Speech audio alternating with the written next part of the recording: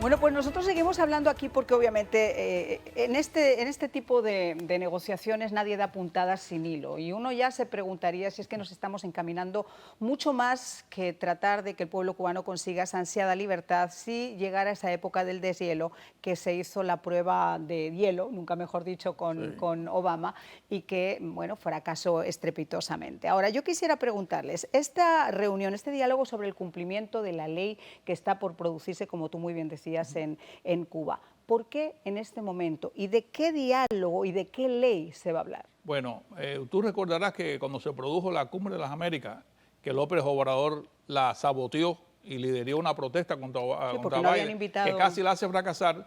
El señor Biden había nombrado en noviembre a Chris Dodd, que es un viejo compañero del Senado, 30 años trabajando en el Senado. O sea, son amigos, verdaderamente son amigos. Y este hombre le sacó las castañas al fuego, como se organizó aquello más, y se pudo dar la cumbre. En estos momentos, el propio William Leo Grande, que hizo Back Channel to Cuba y utilizó archivos de seguridad nacional que demuestran que Cuba y Estados Unidos siempre por detrás han tenido una vía diplomática para resolver problemas que generalmente no van a la prensa. Ahora mismo, esta noticia de la delegación que va a Cuba se sabe porque este canal, que tiene un departamento de noticias, ha contactado a una fuente que no se quiso revelar y que dijo que la delegación va a estar formada por el FBI, el Departamento de Justicia, y va a estar Seguridad Nacional. Seguridad Nacional, el Departamento de Estado y el Departamento de Estado. Todos estos departamentos son los que tienen los criterios necesarios para decir si Cuba vale la pena sacarla o ya cumple el requisito para sacarlo de la lista de países terroristas. Y eso es las bases para decir que ahí ya no hay una dictadura, que la gente viene regularmente, lo que decía el doctor Leal, que pudiera analizarse en el Congreso, por lo menos presentarse una moción, y Chris lo ha hecho.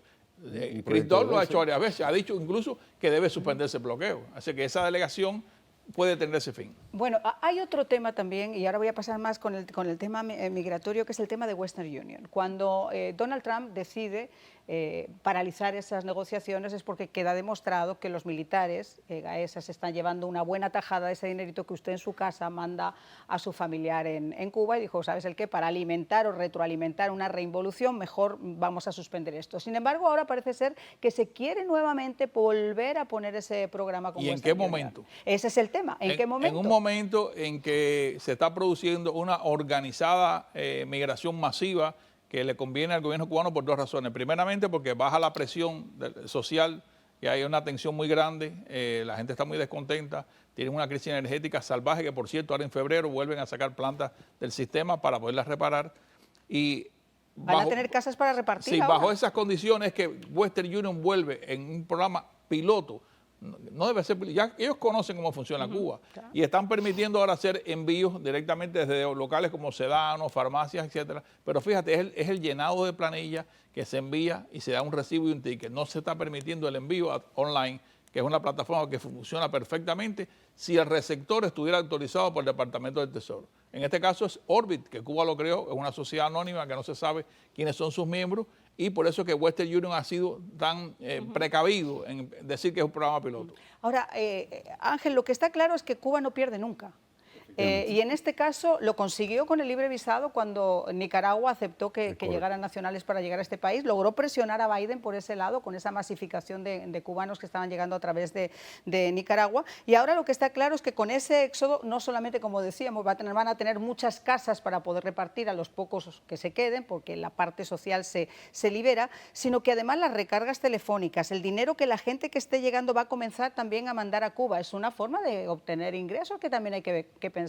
Efectivamente, y nada diseñado para promover la libertad y la democracia en Cuba. Entonces lo que estamos viendo es una normalización de relaciones bilaterales entre ambos países cuando el único tema que se tuvo que haber discutido, no negociado, porque no se debe de negociar nunca con países terroristas. Lo que se debe haber discutido y haber puesto los términos es la reanudación del programa de parol cubano de reunificación familiar, los procesos consulares asegurando el bienestar y la seguridad del equipo diplomático y consular de los Estados Unidos de América que se encuentra en Habana, Cuba, y eso es lo que debía de haber sucedido. y proteger la ley de ajuste cubano, que es un reconocimiento legal que el cubano que huye de esa isla está huyendo por motivos de persecución y violaciones de derechos humanos y civiles. Claro, una de las cosas que a mí se me cuestionaban, y quiero hacerle la pregunta a los dos, es ¿bajo qué figura vienen entonces estos cubanos acogidos por el Parol? Porque no se les puede considerar refugiados, no se les puede considerar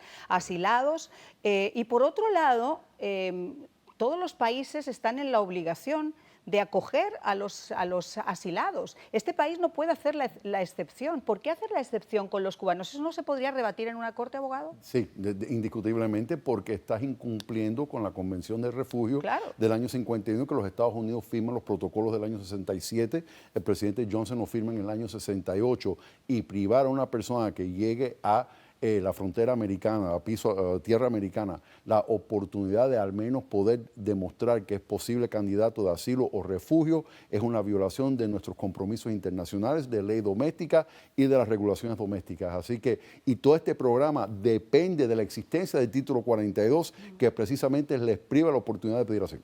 Y ustedes han dicho algo muy importante, aquí no se está poniendo en juego defender la libertad, aquí lo que se está poniendo en juego es el money is money, nada más que eso. Y si nos damos cuenta que hasta hace muy poquito Cuba no permitía ni siquiera que la gente que era deportada llegara a Cuba, y curiosamente ahora ya los deportables son deportables, algo hay debajo de la mesa que ha comenzado a iniciarse ya hace tiempo con esas famosas reuniones y que se mantiene todavía a día de hoy.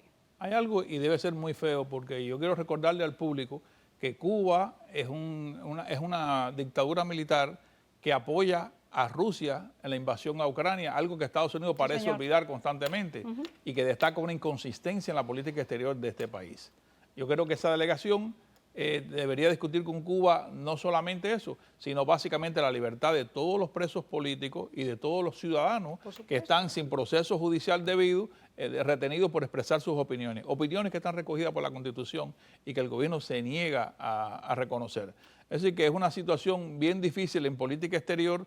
Y no es una casualidad tampoco que antes que todo este tema ocurriera, mucho antes que hiciéramos incluso este programa, hubo una discusión en la FIU con un libro que hablaba de los privilegios que tiene el inmigrante cubano. Es decir, que la tendencia en el orden académico, teórico y político es eliminar ese privilegio, entre comillas, y borrar la situación histórica de la dictadura cubana con Estados Unidos y tratar al cubano como un flujo migratorio normal.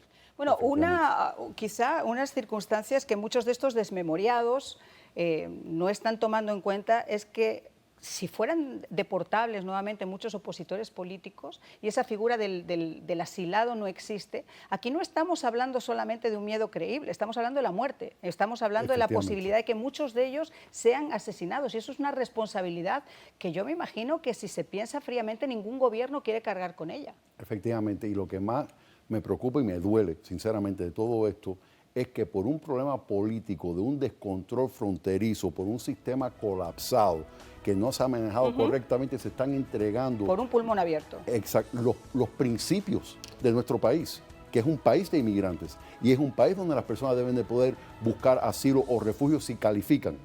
Y todo eso se ha cambiado por la conveniencia de un tema político que no luce bien. Y un tema político donde además, fíjense ustedes, Cuba utiliza a los seres humanos, a las personas, a sus conciudadanos, como un chantaje político para presionar a administraciones tan débiles como esta.